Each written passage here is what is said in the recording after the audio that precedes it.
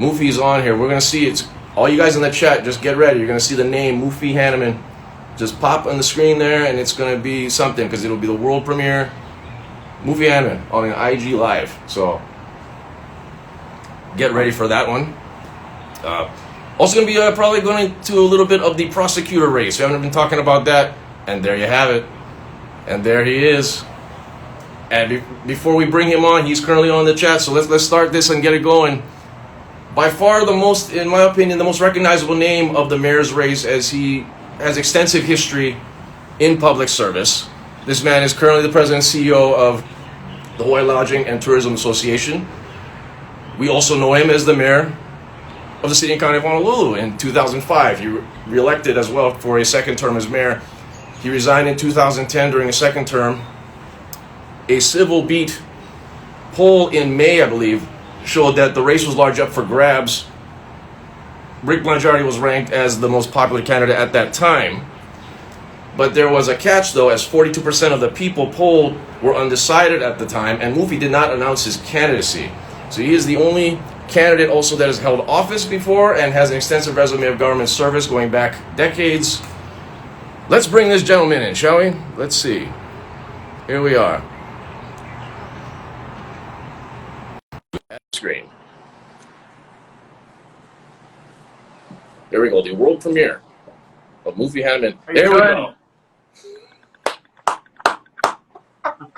Hey. Sir, With you. I tell you, is your volume up? Okay. Oh, wait a minute. Let's see. Here we go. Okay. Good. Can you hear me? I can hear you perfectly. Okay, I can hear you too, sir. All right. Welcome to Instagram.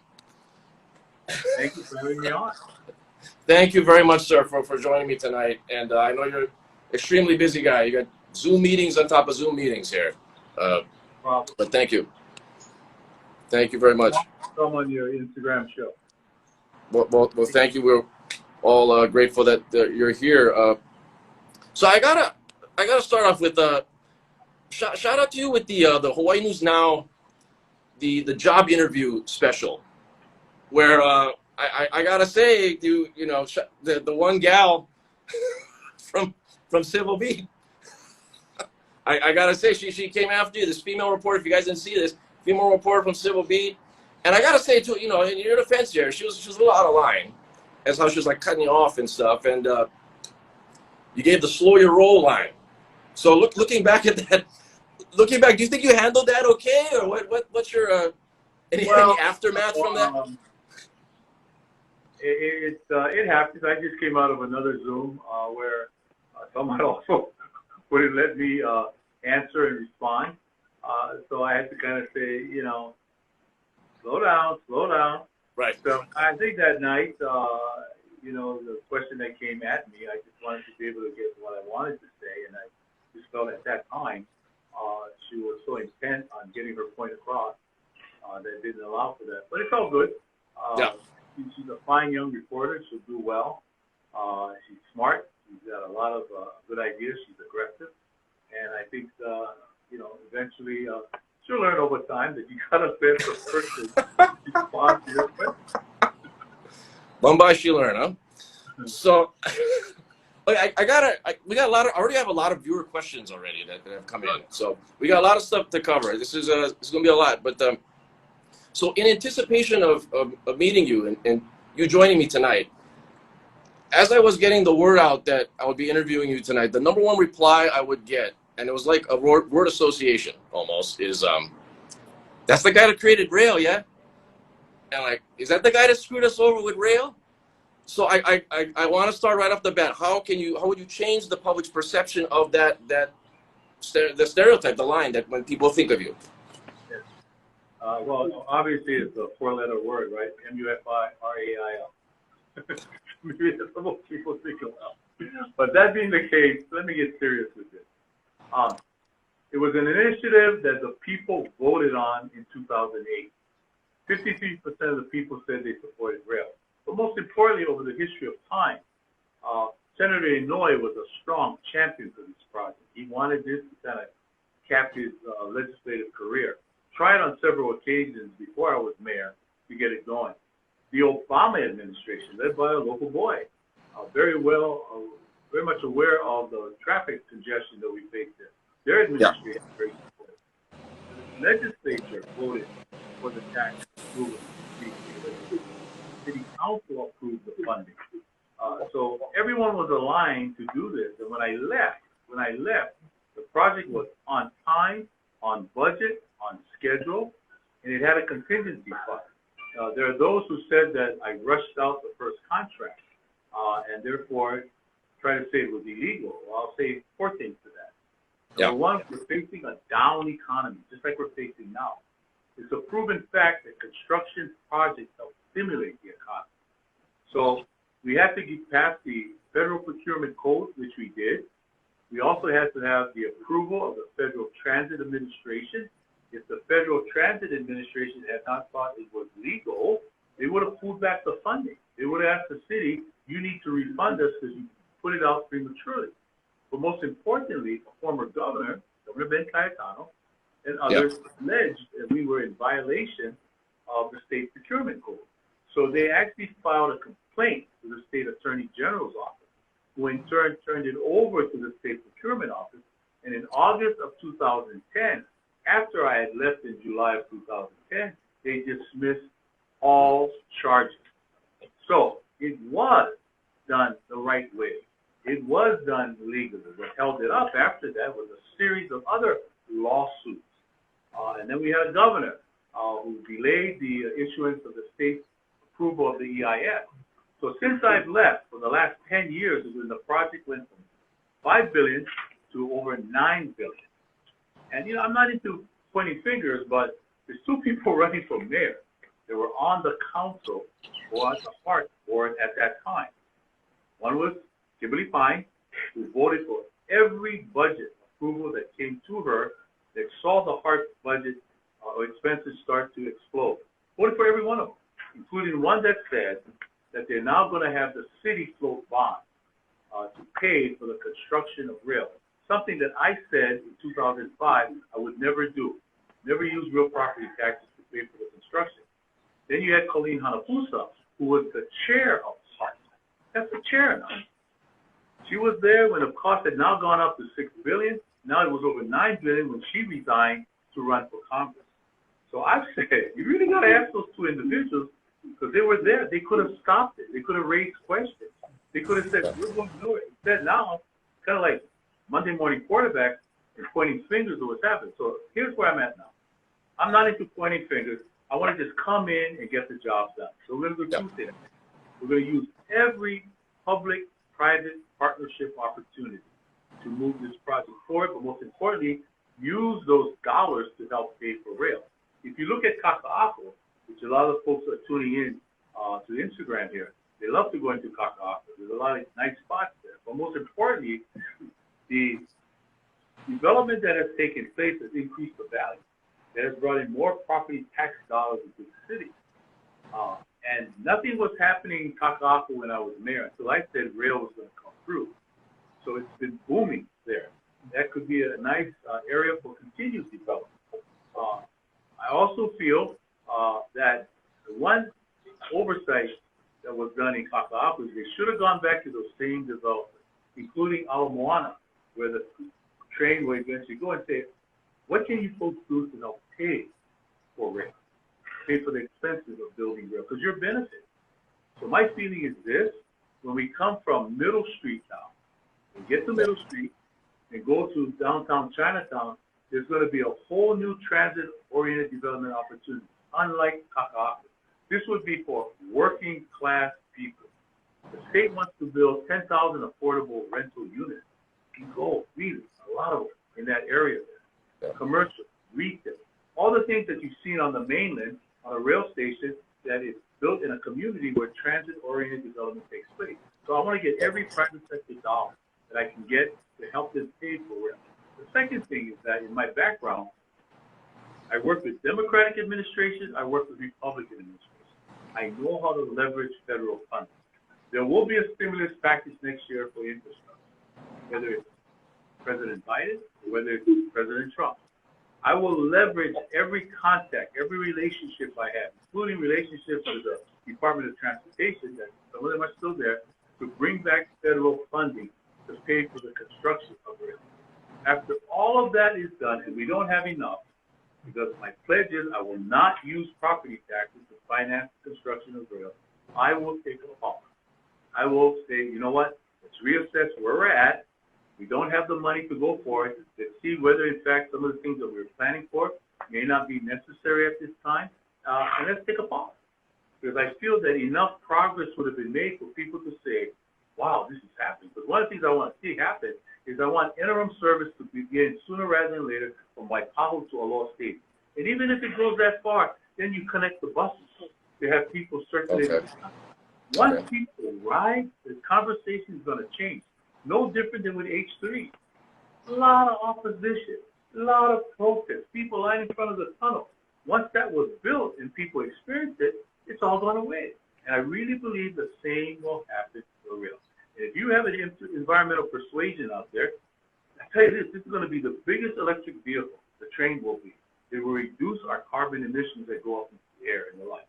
So it's a project I feel that cannot be stopped. Too late. If we try to stop it, it'll cost us over $8 billion to pay back the federal government, not counting the lawsuit. And most importantly, we got to make sure that there's a mayor now committed to finish that project, push it through, and I feel I'm in the best position to do that because I started it, and now I've seen the mess that we created, and I believe I have the wherewithal to push it through. Because if you look at it too, Aloha Stadium, the only reason why there's going to be a new Aloha Stadium for all the sports aficionados out there is because rail is sitting outside of it. Right. In 2023, we're going to have a new Aloha Stadium. The military is going to invest in a new transit-oriented development station right outside of Pearl Harbor. And when the military invests in something, they've done their due diligence and they're going to pay on time. So there's enough positives, I feel, and in my 5-point plan that I have to be the mayor. One of them is make Honolulu a world-class city. This is the one element of our quality of life here that is missing. Every major city has a great transportation system, and I envision an integrated multimodal system where your choice is your car, your choice is riding the train, your choice is riding the bus, combination of both, doing car share, ride sharing, or using your bike or walking. That's what I think we need to do to really transform this city. Right. Do you regret leaving mayor and not following this through? Is that something that you look back on to this day? I do. And I admitted it the other night on that Hawaii News Now job report. I thought I had some good reasons to leave. We were doing so well at the city. We had an 80% approval rate. No one has an 80% approval rate. I had an excellent team of Democrats, Republicans, Independents, from all persuasions and the like, and different lifestyles, if you will. And we did a wonderful job. I thought, let me take that management experience to the state level, because the way I was governing is you never saw Kinoi of the Big Island, Tavares of Maui, Cavalli of Kauai, and Mayor Mufa Wall go anywhere without each other. So I said, you know what, we're collaborating here. Let me take that to the state. And as governor, let me bring all the counties together, reduce duplication. Let's see how we can improve efficiency. I thought that was the message then. Folks who voted, people who voted back then, said no, and I didn't make it. When I look back at that and seeing how rail has turned out and other things, right. I regret doing that. Right. Right. You did mention that. I got a couple comments in the chat saying, is there a way to turn your mic up, Mufi? Is there a way to get your mic louder? Anybody there helping you out? Are you on a phone? Okay, yeah, I'm on the phone. Okay. Can you hear me now? Can turn up? How's it out there? Yeah. I can hear, but it does sound kind of soft. So okay, I don't know if there's anything. I'll speak louder. You don't have to get super close to the screen. That'd be like 3D Mufi. Yeah, but I think we'll be okay. If anybody out there in the chat say something, if you can't hear Mufi here, let's switch gears real quick to let's talk about what's going on that we all know about, COVID. How would you have handled this differently than called what an e-gate? Considering you're working with the Tourism Association as well, how would you have shut down tourism differently or not? I think there needs to be much more collaborative approach with the state and the counties on this matter. I know they've tried, but what I'm going to bring to the table are ideas that I've gleaned being in the private sector for the last 10 years. And I happen to have the privilege of overseeing the Hawaii Lodging and Tourism Association. We're the largest tourism organization in the state. Our signature event is called Charity Walk. And last year, for example, we raised over $2.7 million to help 350 nonprofits. We've been doing this for nearly 50 years. 2 years ago, I went to the state and I said, why don't you match me dollar for dollar? We're going to give $1 million to some nonprofit groups. Why don't you give another $1 million on top of that? So this is a true public-private partnership. They approved it and we passed. So that's an idea that I'm going to take with me as county mayor. To continue this association with the Hawaii Lodging and Tourism Association on Charity Walk, and then let's see how we can also get increased funding for those very worthy nonprofits. The other idea that I really kickstarted being out of government is repatriation of homeless individuals. That is, if we identify a loved one on the mainland who's willing to take their loved one back, and that loved one wants to go back, we basically pay for half the fare. Family on the mainland pays for the other half of the fare, and then they make a promise not to come back, except if they want to come and visit. Wow. And so that's worked very well. Over 740 individuals throughout the state have taken advantage of that program, and less than 2% have come back. So that is where I like to go. Now, one of the biggest challenges of homelessness is the chronic component. Those Yeah. are mental challenges. We're already on a pilot project here in Waikiki with Institute of Human Services. We hope that program will be successful, and when I become mayor, I want to use that as a template throughout the state. So I really feel it's changed this time. A few years ago, when I was mayor, we didn't have that cooperation, and one of the reasons is that as we were attempting to move the homeless out of the park, at that time we didn't have a housing department. In fact, the voters voted to tell the city, get out of the housing department because of a scandal back then was called Eva Villages before my time as a council member and mayor. So at that time, 10 years ago, 12 years ago, we wanted the city to have the housing assistance as we moved them out. They didn't want to do it or work as closely with us. This time around, there are housing initiatives that the city is doing, the state is doing. Let's see how we can work that aspect better.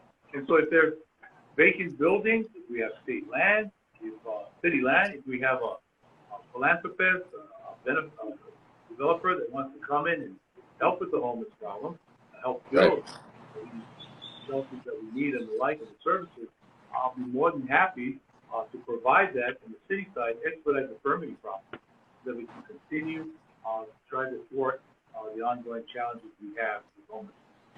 I got a question that just popped in the chat here. Getting back to the sending them back, what are the consequences if they do decide to return? Is there a plan in place if this said homeless person is shipped out, the guy decides to sneak back in? Well, if we are able to identify them, then we obviously will say, if you're back here, that means you have a residence, that you have a place of employment. So those will be the first two questions that we would ask. And obviously, if they don't, then we'll try to put them back on repatriation. Once again, right. 741, only 2% have come back.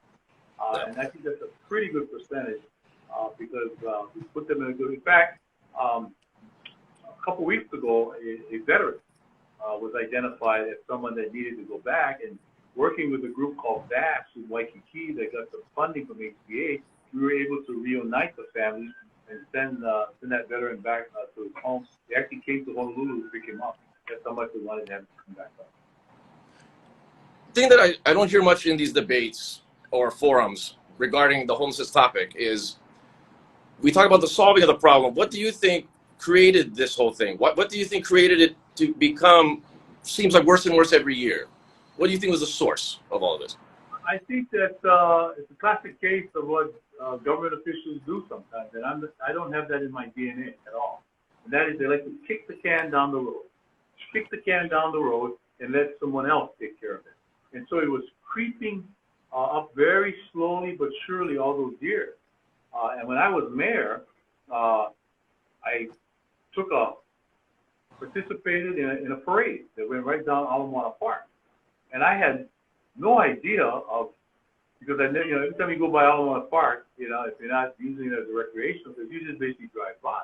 But during that parade, I kept looking and I saw every tree had a really nice tarp and a tent. And so after the parade, I told my aides, look, I want to go back to the park. And so I went there and I had some conversations with them. And I said, a couple of the folks who were there, I said, wow, you have a nice park here. Oh, yeah, every week I get fed here. They bring me a new tent, blah, blah. And I said, this tree really should be vacated, and let other people enjoy the shade. Oh, no, this is my tree. I said, really? And then I found that kind of response. And, I just found out that they just kind of let it go. So I was criticized for cleaning up the park. Someone said, oh, he's only doing that because there's a major festival that's going to be held at Magic Island. No. It had reached a breaking point. And so we had done that even all the way up to the Waianae Coast, which is a park there, very popular, Mahiuli Beach Park. Yeah. Same thing was happening. Yeah. So we went in and did it, but as I said, at that time, I didn't have the state cooperation to be able to transition them to some kind of housing. When we did that at Alamo Park, I provided Mother Waldron Park. Not Mother Waldron, it's a park right next to the grassy area next to the Honolulu Police Department. And I said, okay, here's one area. Oh. So church came forward. They said they had a grassy area, Central Union Church. So it wasn't like we didn't give them an alternative. But I know on the Honolulu Police Department area, they kind of said, well, we don't want to be under the glare of the police department. I said, well, that's exactly what they have to here, so that we can comply with the rules. But the way I feel right now, it's kind of like it's not a one-size-fits-all. We have to kind of appeal to try to do everything possible. There are those who want to go back to work. There are those that don't want to go back to work. And then there are those who are chronically ill.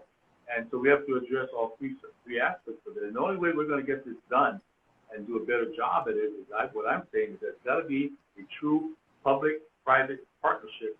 It's just not incumbent on government to do it, but the private sector has to step up. And as I said, my experience with Hawaii Lodging and Tourism Association and charity law will allow more private sector participation.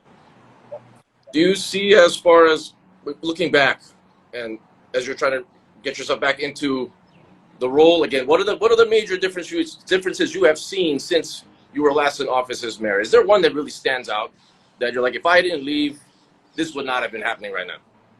Well, I'll give one quick example. I'm really disappointed in how Chinatown has fallen in disrepair, healthy in many areas. The homeless are running amok. I was the first mayoral candidate that did an extensive tour 2 weeks ago, and I was flabbergasted that they told me some of them have been running for a year, for 6 months, had never come through. And merchants and shop owners were coming up to me and saying, we need to go back to how it was when you were there as mayor. So I have made a vow. One of my first part of my 5-point plan is this health and safety first. I'm going to have a laser-like focus into Chinatown. That to me is a historic district. You cannot allow it to continue to fester the way it has. And I'm determined to bring back the things that we stood for when I was a mayor. It was all about essential city services. It was all about the need to have rather than the nice to have. And that's part of what I want to do as mayor. And I use that as an example because there are other communities that feel that way. So much time has been spent by this administration to all trying to do legacy projects, whether it was the Waimanalo Park, which should have never started, or whether it was trying to take a sliver of Alamana Park, trying to ram that through, or trying to renovate and do repairs to the blaze zone. And they couldn't even find money to do railroad. So all those things have to be shelved. We have to go back to basics. We have to put people back to work. We have to help the small businesses and restaurants get back on their feet. We have to figure out a way to bring tourists back safely on an incremental basis and healthy, because if tourism doesn't come back in any shape or form, I don't care where your restaurant is, I don't care where your bar is, I don't care where your establishment, it doesn't matter whether you're a profit or not a non-profit, you're going to find tremendous challenges. You're going to find more people filing for bankruptcy. You're going to find more individuals out of work. And so we really need a mayor with experience. Doesn't stop. You can hit the ground running from day one. Right. For or against the September 1st reopen? What was your take on that? Should we have opened on August 1st?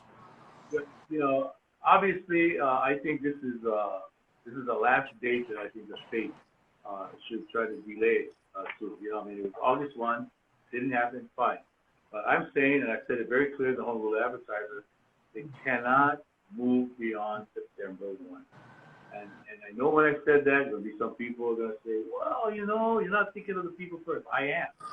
Because we in the industry, especially the hotels, have done everything to comply, cooperate with the state's orders. They asked us to do furloughs. We did that. They asked us to change our keys and how we do that. We've done that. They've asked us to make sure that cooperate when they have the testing that's going to take place. Will we be able to do contract tracing? We said yes, we do that. We now Right. ask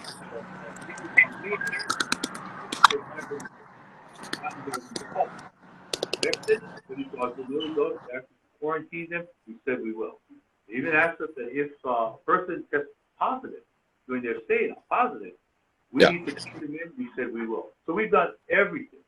All we're saying now is we have to have a balanced approach, recognize that we're doing all we can to ensure that it's a healthy and safe destination. People won't come to the door like they've done in the past because it's more expensive to travel to Hawaii. There's a fear of flying.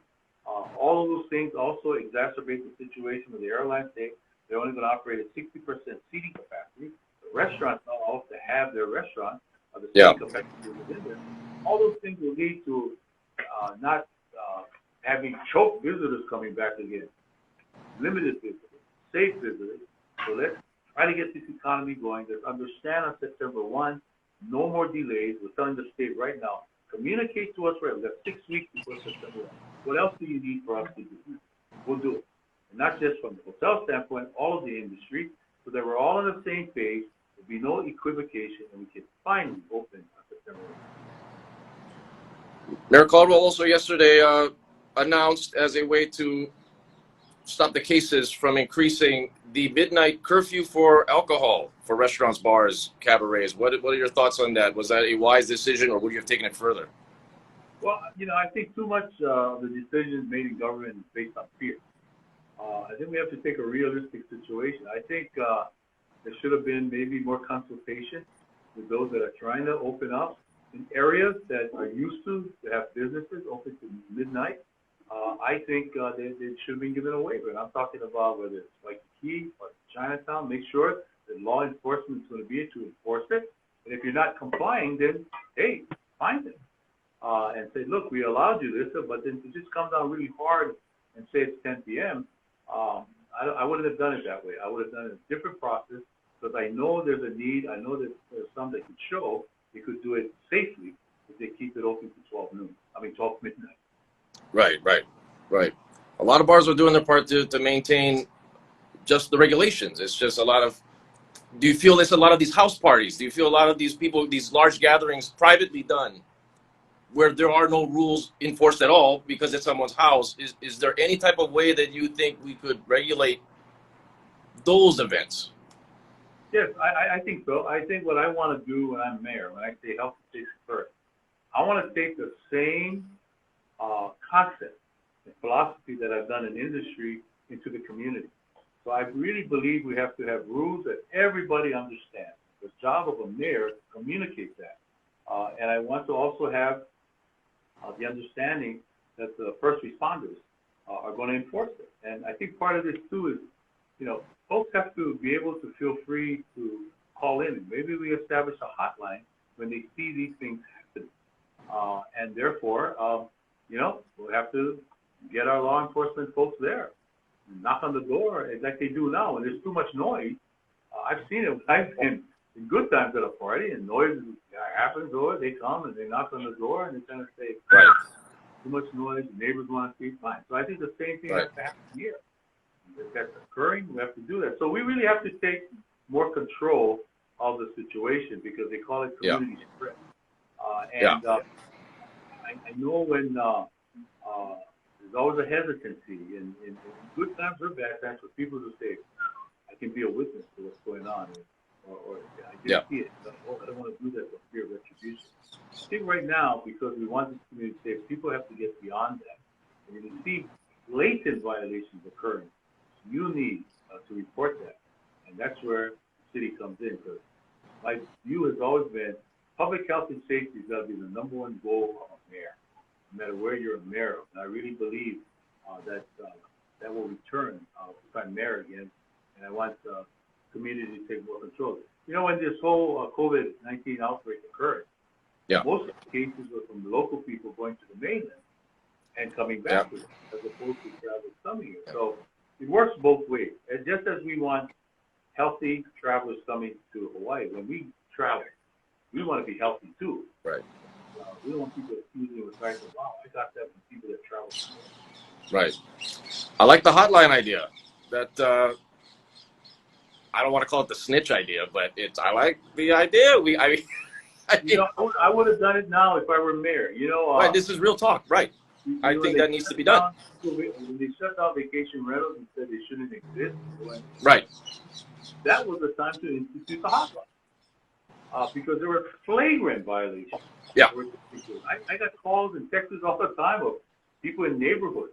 They didn't know who they were. They didn't understand that you put out the garbage on this day, and they were just kind of filling that up, making a yard net. Yeah. Most importantly, all the violations that were taking place. They were supposed to be quarantined for 14 days, but they were out in their rent-a-car driving around. I mean, those things would only have been curbed sufficiently if we had people willing to be the eyes and ears and help safe in reporting it.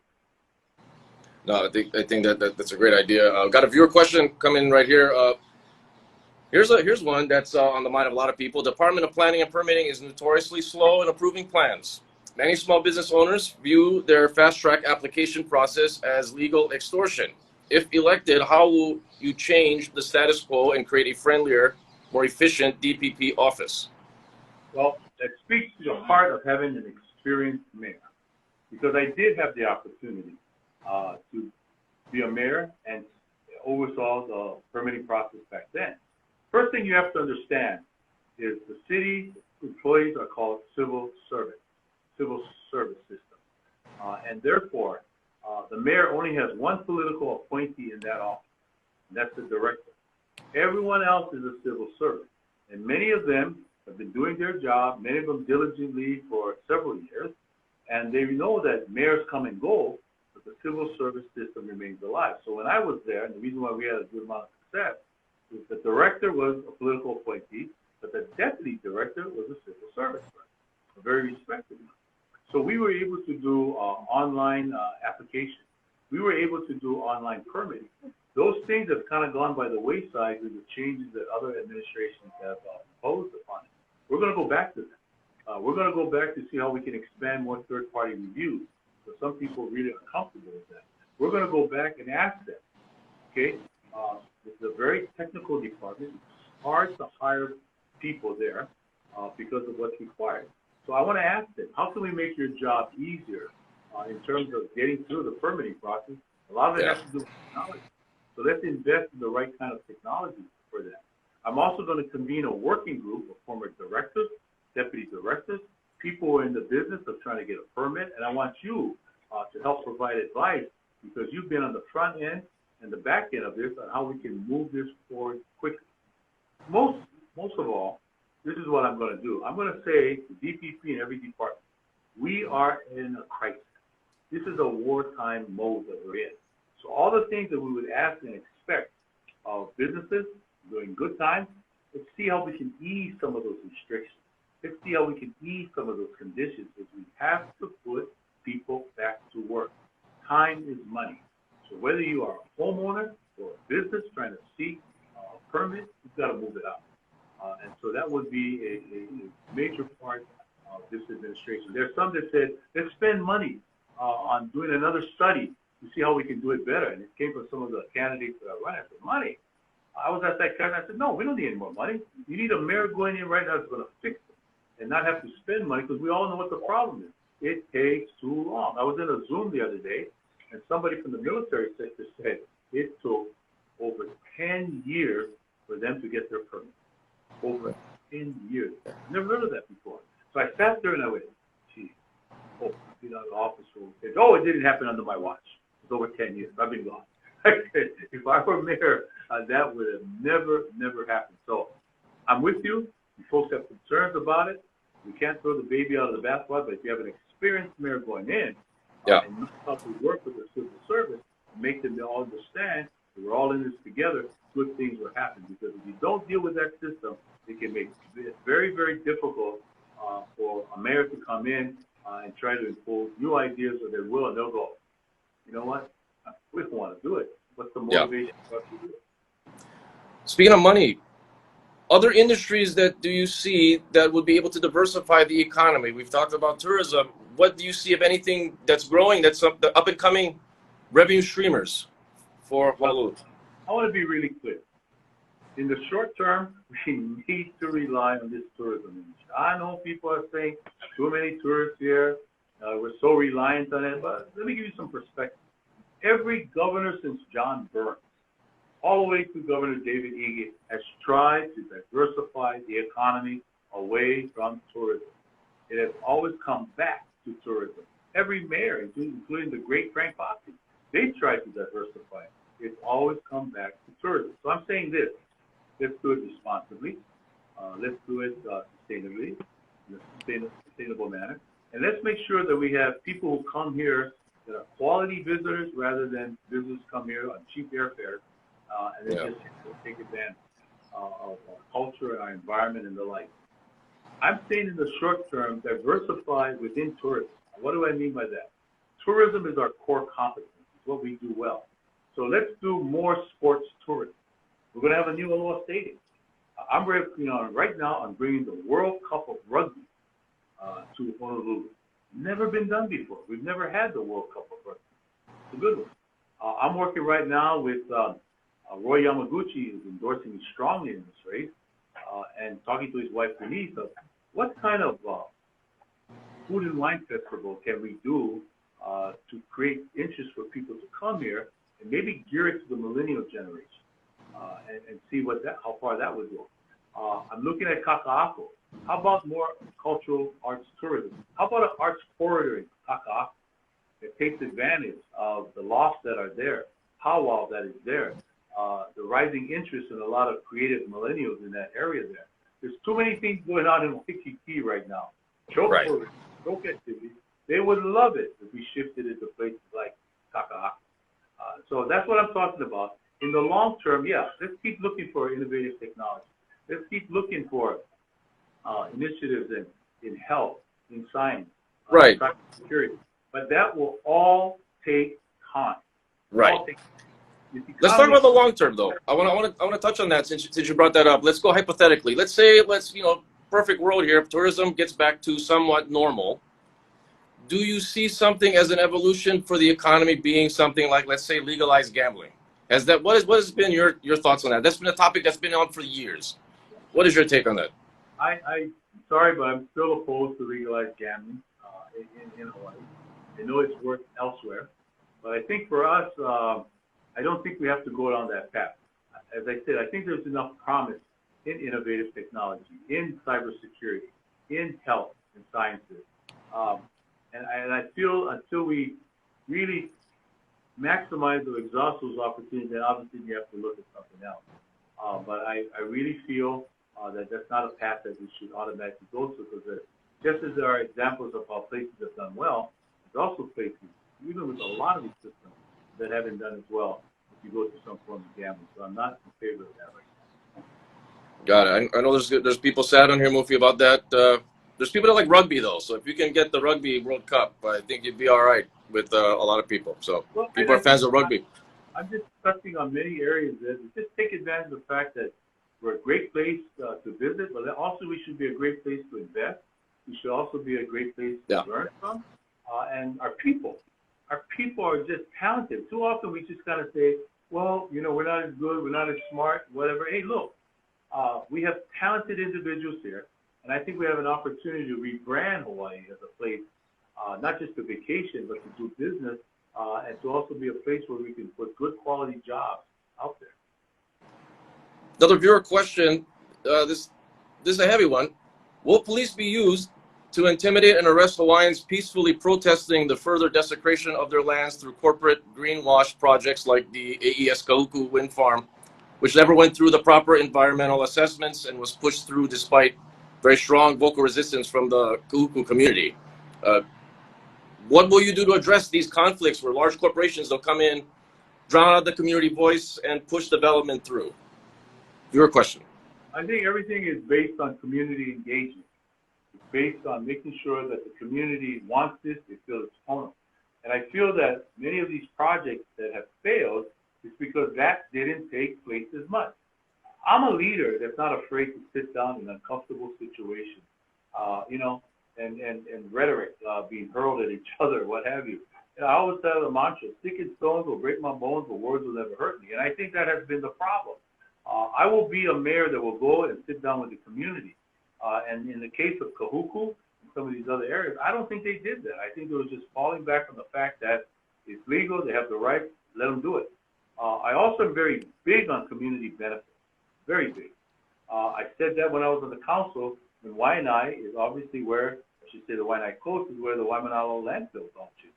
That's the only place in the island where we take our opala and basically has been the land for everyone. And I said, as a mayor, we need to create a community benefits practice for Waianae. When I got pushback from some council members, I said, you know what? The answer is this. If you're not going to buy into Waianae Coast getting a special community benefits practice, then be prepared for me proposing a landfill in every one of your councils. Immediately, everybody supported that. They've since taken that away. So I think that's another part of it too. Thirdly, I think it's very important that they understand both parties, and it shouldn't be just based on jobs or you're improving their quality of life. That doesn't go very far with me.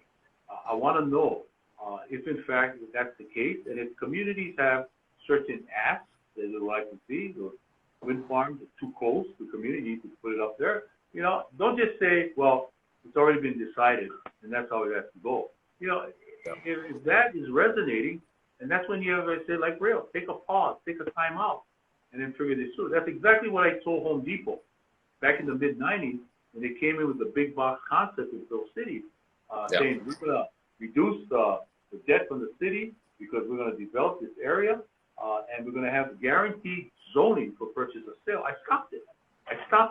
I said, that's wrong. I said, my people are concerned. Retailers like City Mill and Ace Hardware are concerned. Take a time out. Go back to square one. Let's remove the guaranteed zoning for purchase, and everybody bid. In the meantime, I said to Home Depot, I know you have land in Ivalue. You want to build a Home Depot there? Go there. I turned to the City Mills of the world and I said, if you don't want Home Depot to come into town, this is America, and put together a fui and outbid it. Well, we did that. City Mills and the Ace Hardwares of the world had turned to build their businesses. They're still thriving today, moving forward. Yeah. On the other hand, Home Depot never ran away from Hawaii. They built in Ivalue. They built in Kapolei, in Pro City. Net result, we had a community benefits package, win-win-win. So that is going to be my process. I'm going to engage myself in the discussion. I'm not going to rely on high-priced consultants or my staff to do that.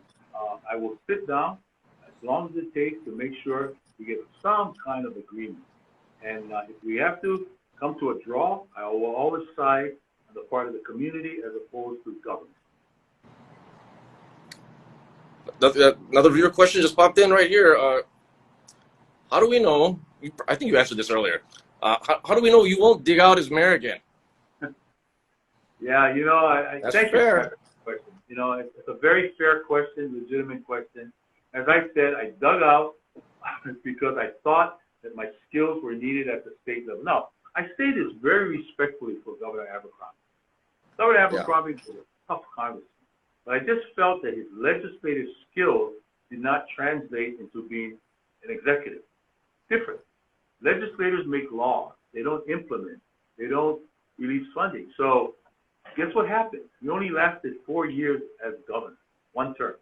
The only one-term Democratic governor in the history of Hawaii. So in retrospect, I was right. I think I could have gone 2 terms because of my executive skills. but the people have spoken. They really feel strongly that you should finish your term. I get it. Mea culpa, mea culpa, mea culpa. I am going to stay there as long as they will have me.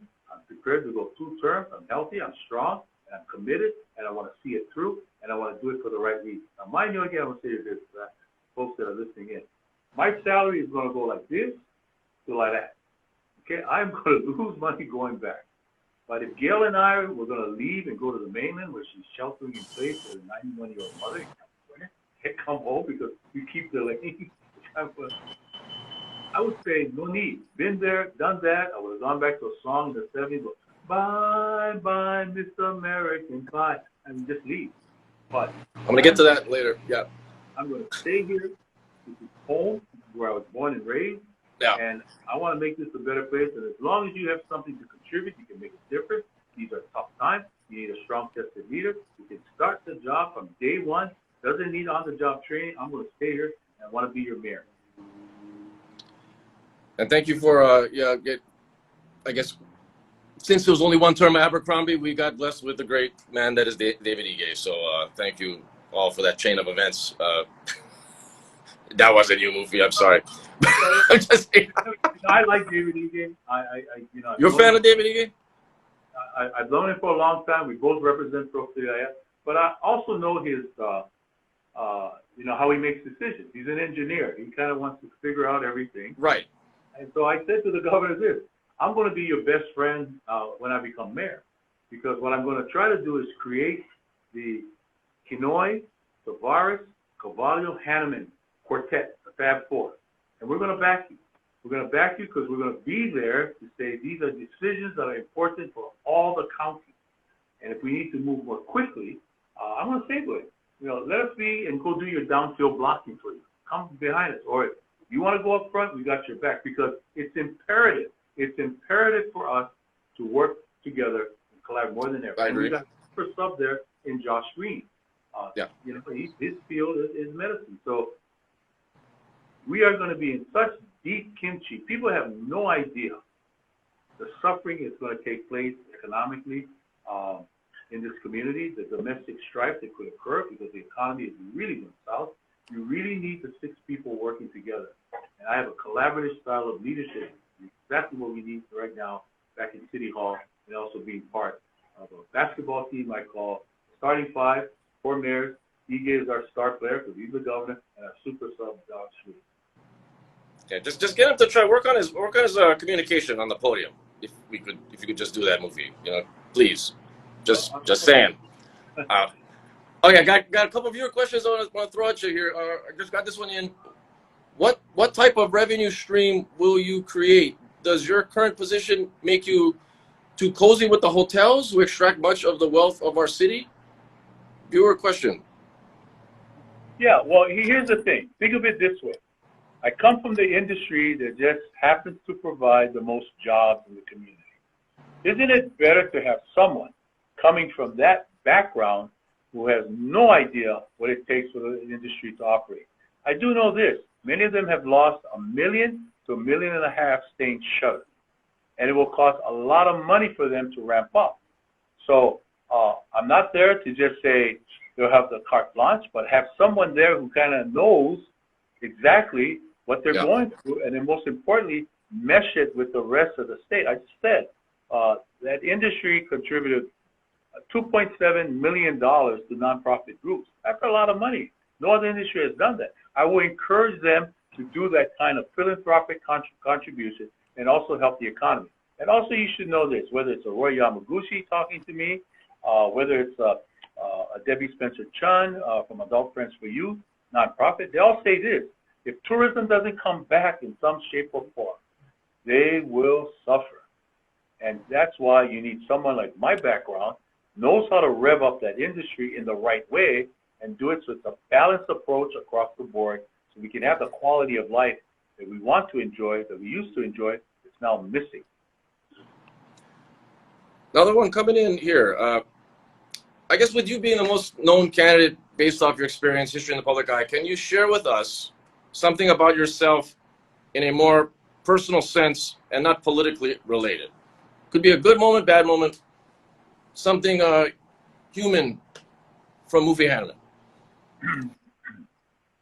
Well, I think I'm a little more composed now, so I'll talk about it again. The loss of my mom and dad. I lost my mom when I was 18 years old. Here was a woman with a fourth grade education, came to Hawaii, spoke very little English, adapted, and her American dream was for one of her sons and daughters to go to Harvard. I don't know why.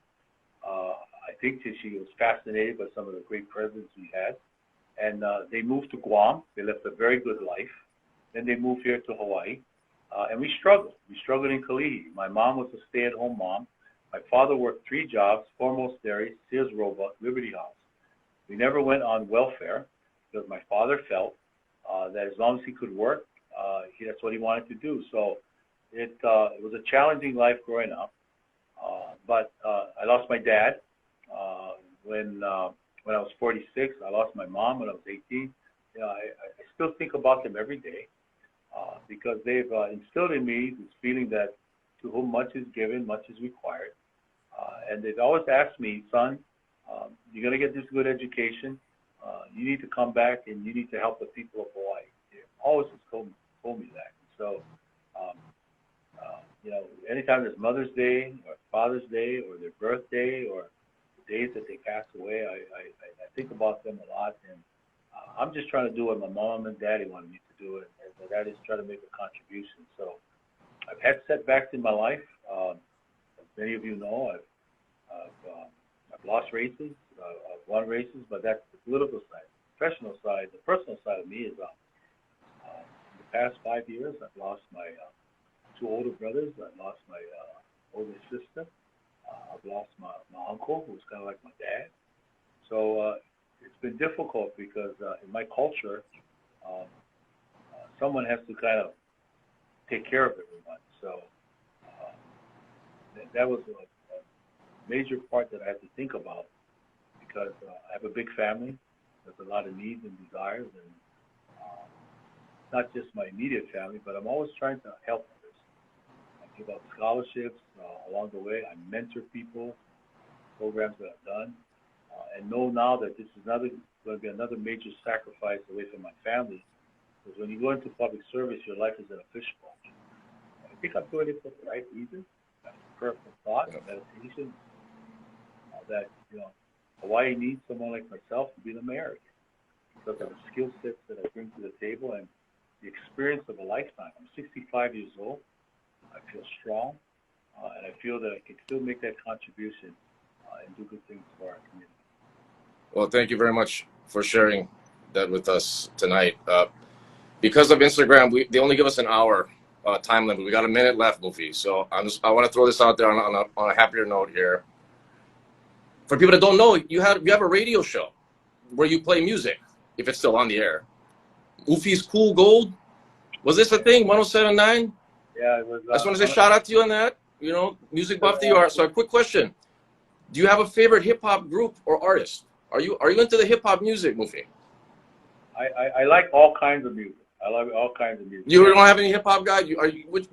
Can't name of one right now? No, the one that... No, my music, my genre is really, I play music from the 60s, 70s. Right. I just thought, okay, I know this. Yes, you've had the show on. It was 107.9, I believe. So shout out to you on that. All kind of stuff you're into. I'm taking a pause for the cause. Right, of course. We're not because I'm a candidate for mayor. I don't do that anymore. But right. I enjoy all kinds of music. I especially Hawaiian music. Instagram sucks. They only give you an hour time limit. All right. That's how it works. Sterling, I was at the last question. Mufi's back. All right. Let's bring it back in, hopefully. Once again, the world premiere of Mufi Hannemann on Instagram. So let's give him a proper farewell. If he joins, what happened to him? Mufi, where are you? Mufi, where'd you go? All right. Okay, I want to say, first of all, see, this is what happens when you're in this world of Instagram, Mufi. They cut us off after an hour. No, I know. So I literally, that was the last question, and then they just pull the rug right underneath us. So So thank you for joining me back on again. So I didn't want to just cut you off and then just say, okay, bye. So I wanted to give you a proper farewell here. Any closing remarks here before we let you go? Sure. Everybody knows about Michael Jackson, of course. I remember a song when I was in high school. Never can say goodbye. No, no, no, no, now. Never can say goodbye. So, I'm back. Say goodbye properly.